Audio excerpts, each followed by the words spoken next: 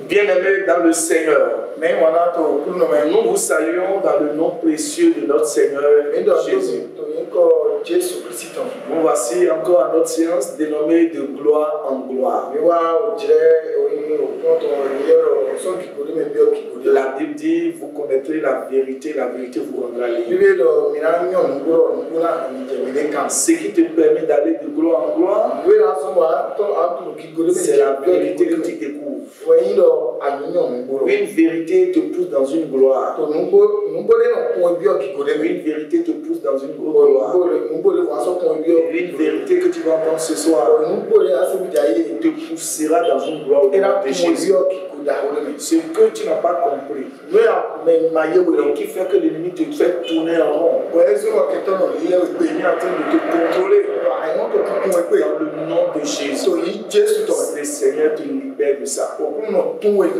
Père, notre confiance au moment, prends le contrôle, glorifie ton Seigneur. Au nom de Jésus, nous avons bien-aimés dans le Seigneur.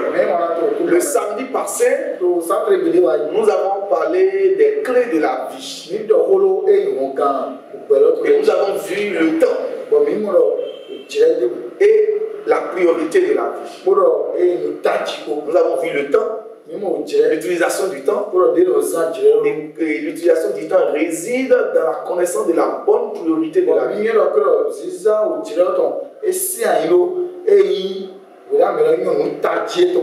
Et nous avons dit que celui qui connaît la bonne priorité d'un produit,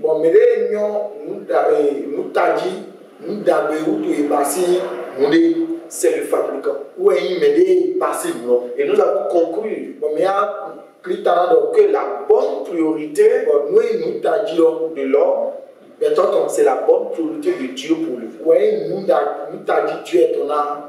Et nous avons résumé que la bonne priorité de Dieu pour l'homme, c'est de chercher le royaume de Dieu et la justice. Et tout ce qui reste l'accompagne. Et aujourd'hui, nous voyons un terme. La suite de ça, le danger de la priorité mal placée. Si la priorité n'est pas bien positionnée, quel est le danger que bien-aimé dans le Seigneur? Regardons avec moi. Lisons Luc 2, versets 48 à 50.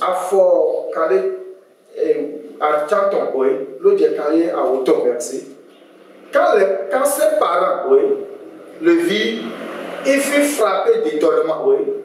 Et sa mère lui dit, mon enfant, pourquoi as-tu agi ainsi avec nous? Attendez. Il s'agit d'un homme qui est venu sur la terre et qu'on appelle Jésus. Et jusqu'à aujourd'hui, je n'ai pas encore entendu un homme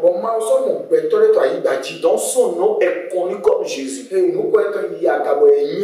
n'ai pas encore entendu un homme qui a réussi sa vie comme Jésus. Je n'ai pas encore vu quelqu'un où sa vie est si simple comme Jésus. Or, il n'a fait que 33 ans. Et à peine 3 ans de mission. Et jusqu'à aujourd'hui, il est incontournable. Malgré son départ, c'est là maintenant il devient incontournable. Celui-là a un modèle qu'il faut suivre. Parce que pour réussir, il faut chercher ceux qui ont réussi. Et c'est lui que j'ai vu qu'il a réussi. Et qu'est-ce qu'il nous dit par rapport à lui? Un jour, Jésus et ses parents, la famille d'accueil de Jésus, ils sont venus dans le temple, dans le cadre d'une fête. Mais arrivé là, ils ont fait des temps, mais ils n'ont plus vu Jésus. Ils sont partis. Ils l'ont cherché fatigué. Ils ne l'ont pas trouvé. Ça fait 3 jours. C'est là sa mère est venue. Lorsqu'elle est venue, elle dit, mais mon fils, ça qu'on est bon. Tu nous as laissé. C'est normal ce que Marie disait. Parce que la priorité d'un enfant, c'est d'être avec sa mère, c'est d'être avec ses parents, rester à côté de ses parents. La priorité d'un enfant, c'est ses parents. Mais tu nous as laissés. C'est comme Marie a train de dire. Tu as trouvé une priorité. Tu as trouvé quelque chose qui est plus important que nous. Gloire à Dieu. Mais regardez la réponse de Jésus. Oui, regardez. Ton père et moi, nous te cherchions avec angoisse. Il leur dit, pourquoi me cherchez-vous? Ne savez-vous pas qu'il faut que je m'occupe des affaires de mon père? Waouh! Regardez ça. À 12 ans, Jésus connaissait ce qui est priorité pour sa vie. Jésus connaissait que la priorité pour sa vie, c'est de s'occuper des affaires de son père. Son père a des business sur la terre. Il a des activités sur la terre. Il a des choses à faire sur la terre. Et sa priorité, c'est de s'occuper des affaires de son père. Wow. Jésus connaissait sa priorité. Donc vous voyez avec moi, Jésus, malgré l'âge de 12 ans, connaissait la priorité pour sa vie. Et il dit qu'il ne peut pas laisser les affaires. Il est né pour les affaires de son père. Et toi, tu es né pourquoi? Tu es né pourquoi? Tu es né pourquoi? Bien-aimé dans le Seigneur, le plus grand danger, c'est aussi se lancer dans les choses qu'il ne faut pas. Des choses qui ne sont pas prioritaires. Tu perds le temps. Regardez avec moi. Si vous lisez dans Genèse 1, Genèse 1, écoutez, dans Genèse, nous voyons lorsque Dieu a créé l'homme. Genèse 1, verset 26. Qu'est-ce que Dieu dit? Il dit, créons l'homme à notre image et notre ressemblance. Donc l'homme était créé selon la nature et les caractères de Dieu. Et il dit, quelle était la mission? La mission était de dominer.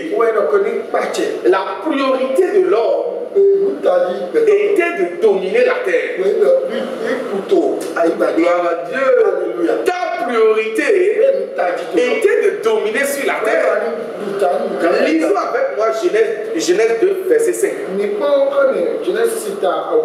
Le terme, j'ai dit, le danger de la priorité mal placée. Vous allez voir. Lorsque l'Éternel, Dieu fit la terre, et le ciel, il n'y avait encore aucun arbuste des champs sur la terre. Donc il dit, lorsque Dieu créa la terre, il n'y a rien. Il y a juste les arbustes.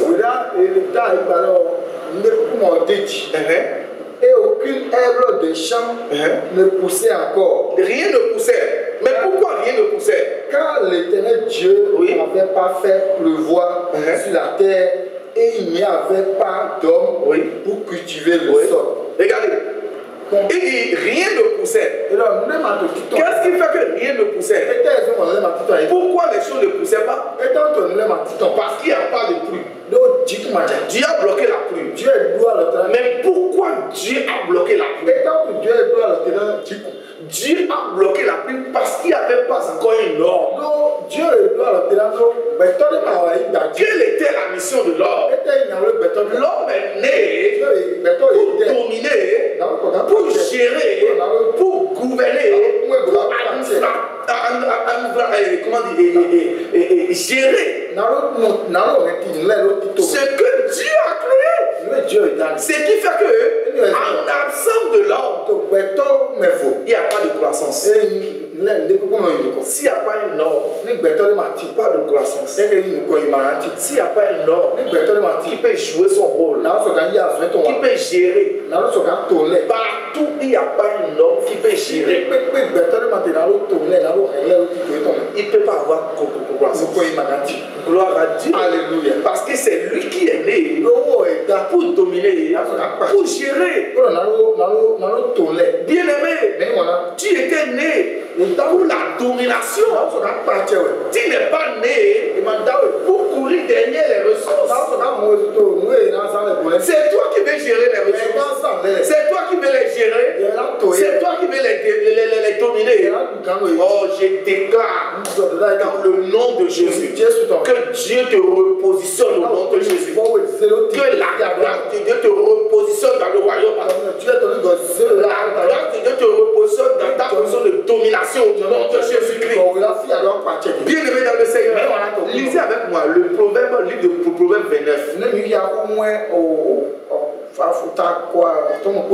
Verset 18.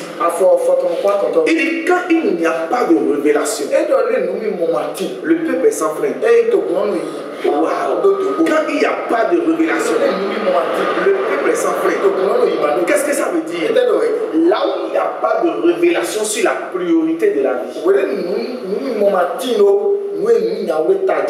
si tu n'as pas la révélation sur la priorité de ta vie, bien-aimé dans le Seigneur, tu perds.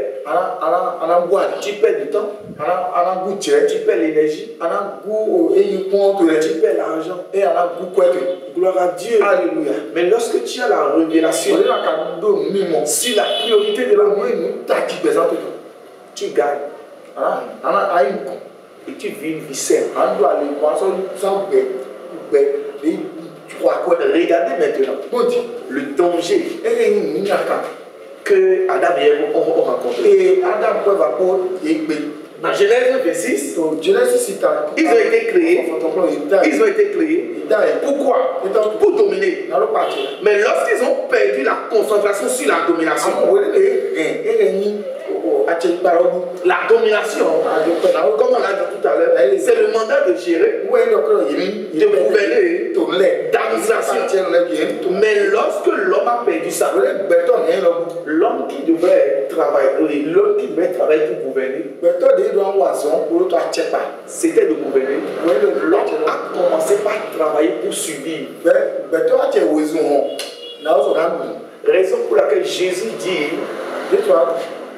dans Jean 10 qu'il est venu pour donner la vie, mais la vie en abondance. Jésus n'est pas venu pour que tu survives. Non, c'est pour retrouver ta domination. L'abondance de la vie. Et non pour le suivi. Beaucoup de personnes vivent sur la terre juste pour le suivi. Ils ne vivent plus pour accomplir leur mission. Mais toi, tu découvres ça. Allons-y avec moi. Voyons ceci avec moi. Regardez avec moi. Allons dans Genèse 3. Verset 17. Je vais vous montrer quelque chose. Regardez. Oui. Verset 17. Oui.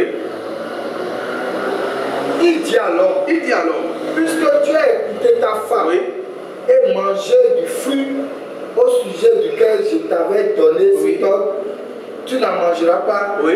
Le sol est maudit, oui, à cause de toi. C'est avec peine que tu en tireras ta nourriture pour tous les jours de ta vie. Regardez ça maintenant. La première famille Adam et Ève, dans le jardin d'Éden, il n'y avait pas un problème de besoin.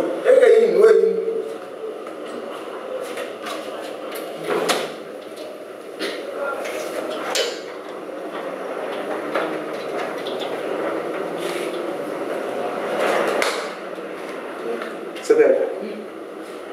Dans le jardin d'Éden, il n'y avait pas de problème de besoin. Parce que le royaume, le jardin d'Éden, c'est le royaume de Dieu. C'est le lieu où Dieu contrôlait tout. L'homme n'avait pas le souci des besoins de survivre. Non, l'homme avait le souci de la domination. Donc la première famille n'avait pas le souci comment dire, n'avait pas leur souci, c'était quoi? C'était de gouverner. Mais à la sortie du jardin, le souci est devenu les besoins, les ressources. C'est là en réalité la priorité s'est déplacée. La priorité au départ, c'était de gouverner, c'était de gérer. Mais la chute de l'homme a fait changer la priorité à l'homme. Par la désobéissance, l'homme a perdu le sens de la priorité. Et le sens de la priorité perdu à l'homme a conduit l'homme à la malédiction. L'homme qui devait travailler pour gouverner, il doit travailler pour manger. Et on dit, c'est pas la souffrance. Relis le verset 18 là, oui. Relis le verset 18. Oui. Oui. Le verset 17. Oui.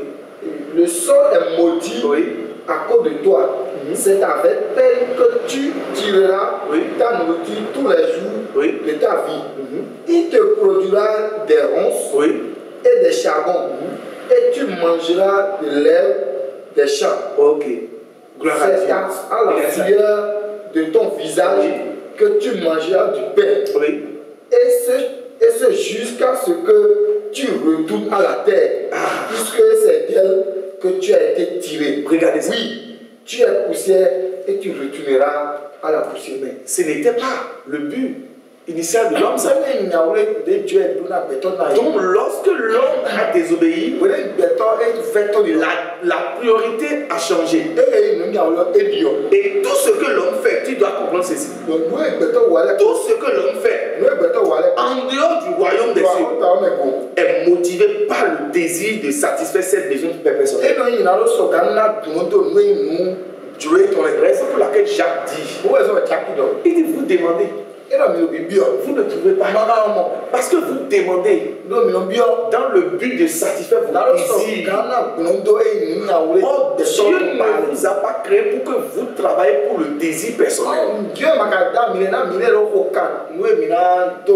Mais c'est pour accomplir ses desseins.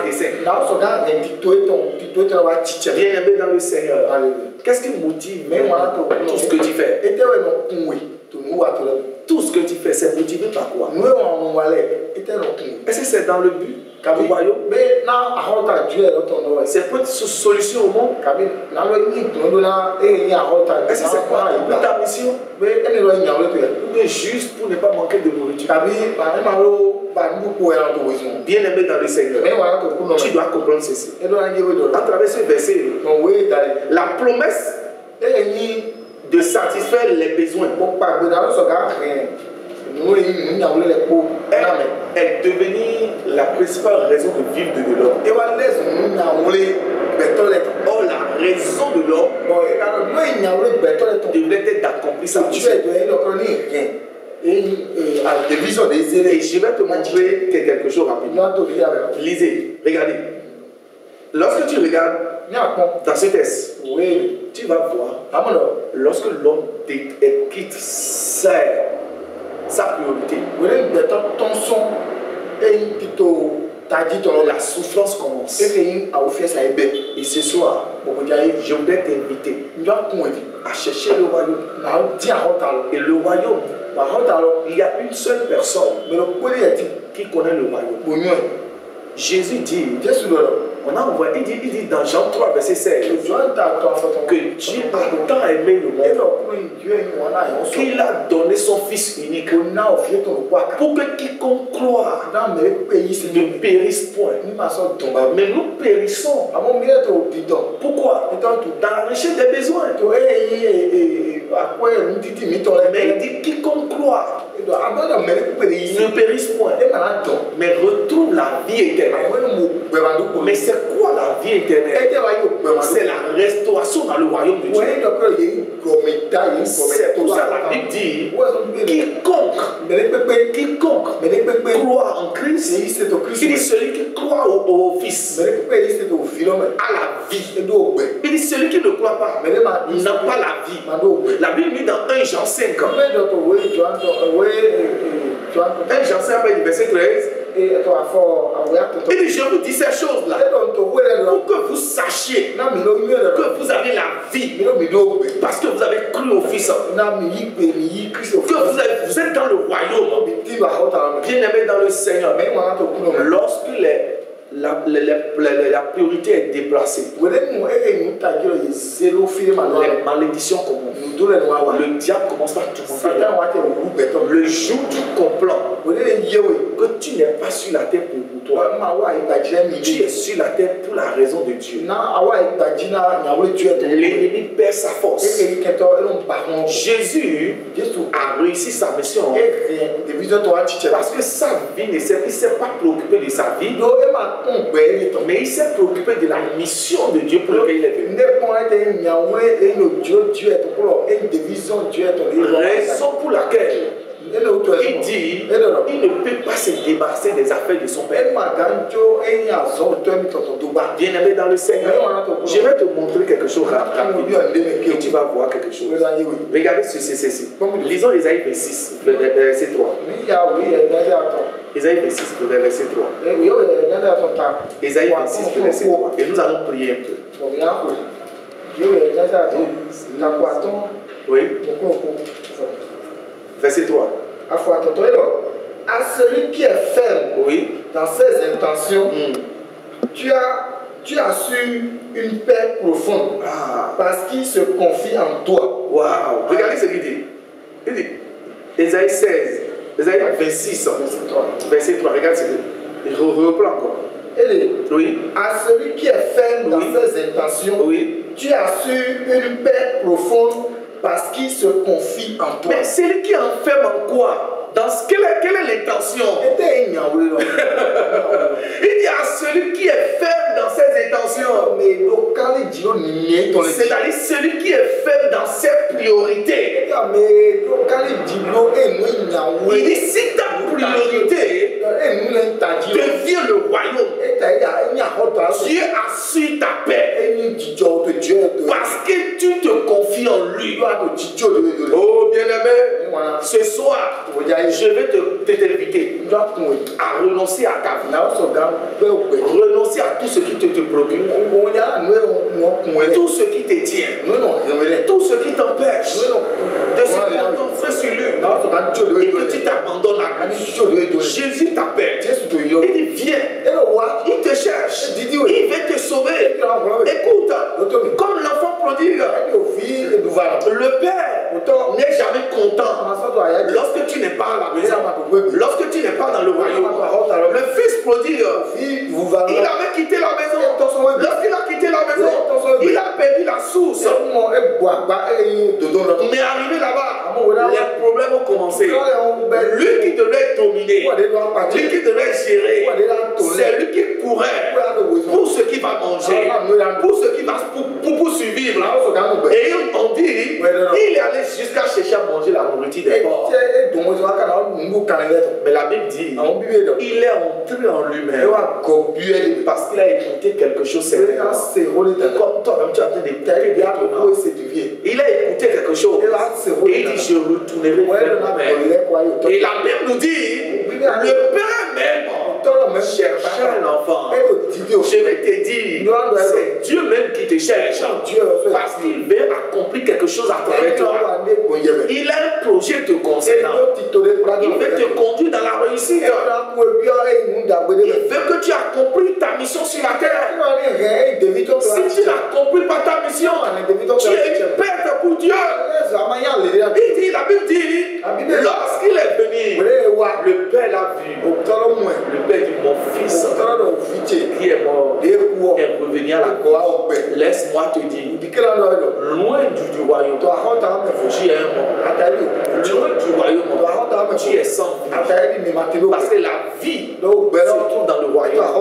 Écoute, lorsqu'il est venu, le Père l'a accepté.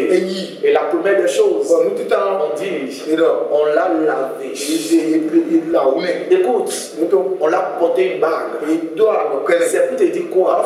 Lorsque tu reviens au Père, lorsque tu crois au Fils qu'il a envoyé, le Père te pardonne toutes tes erreurs. Il te pardonne tous tes péchés. Et il refait l'alliance avec toi. Toi qui es loin, j'ai un message pour toi. Le Père veut que tu reviennes à la maison. Viens à la maison. Viens à la maison. Retourne à la maison.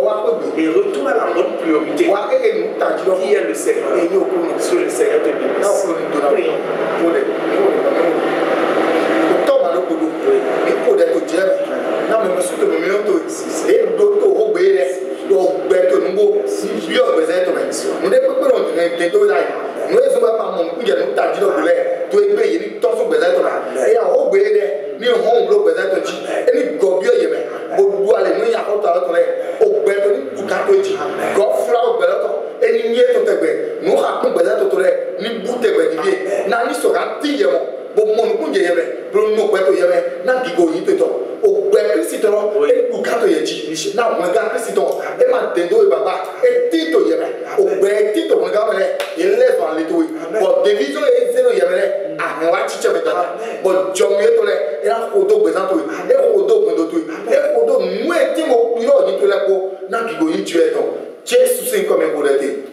Amen. Soyez bénis. Samedi prochain, émission de gloire en gloire.